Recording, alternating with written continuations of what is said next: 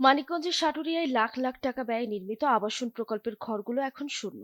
স্থানীয়রা অভিযোগ করছেন, অনিয়ম এবং স্বজনপ্রীতির কারণে ঘরগুলো বরাদ্দ পেয়েছেন প্রভাবশালী এবং সচ্ছল ব্যক্তিরা।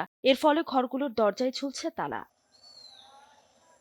আবাসন প্রকল্প ২ এর আওতায় বিগত সরকারের আমলে মানিকগঞ্জের সাটুরিয়ার আগসাভার এলাকায় ১৭টি ঘর বরাদ্দ দেওয়া হয়েছিল, কিন্তু বর্তমানে সেখানে কেউ বসবাস করছে না। একসময় আশার প্রতীক হিসেবে দেখা যেত সারিবদ্ধ রঙিন ঘরগুলো।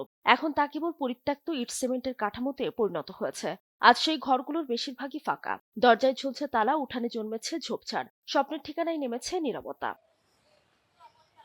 স্থানীয়দের অভিযোগ, অনিয়ম এবং স্বজনপ্রীতির কারণে প্রকৃত ভূমিহীনরা ঘর পায়নি, বরাদ্দ পেয়েছেন প্রভাবশালী ও সচ্ছলরা। এছাড়া প্রকল্পটি প্রত্যন্ত এলাকায় হওয়ায় অনেকেই জীবিকার খোঁজে শহর বা অন্য এখন জায়গায় চলে তারা গেছেন। কেউ থাকে না। এখন ঘরগুলা পইড়া রয়েছে।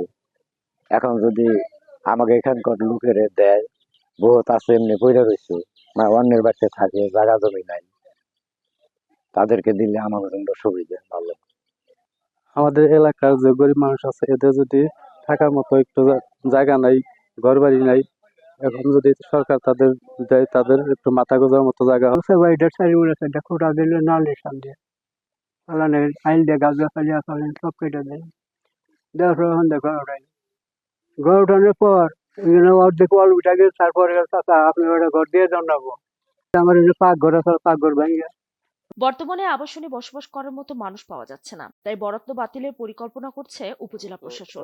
নেই এবং নতুন কোন লোকজনকে আমরা বরাদ্দ দেবো এরকম আগ্রহী প্রার্থী পাওয়া যাচ্ছে না। তবে আমাদের প্ল্যান হচ্ছে যে পুরাতন যারা থাকছে না, যাদের নামে বরাদ্দ, তাদের যেহেতু তাদের প্রয়োজন নেই, তারা থাকছে না দীর্ঘদিন, তাদের নামে বরাদ্দ বাতিল করে, কবুলের দলিল বাতিল করে আমরা। স্থানীয়রা মনে করছেন, যদি প্রকৃত ভূমিহীনদের হাতে ঘরের চাবি ফিরিয়ে দেওয়া হয়, তবে আবারও জীবনের গতি, খুশি ও আশার আলো ফিরবে এই নিস্তব্ধ ঘরগুলোতে।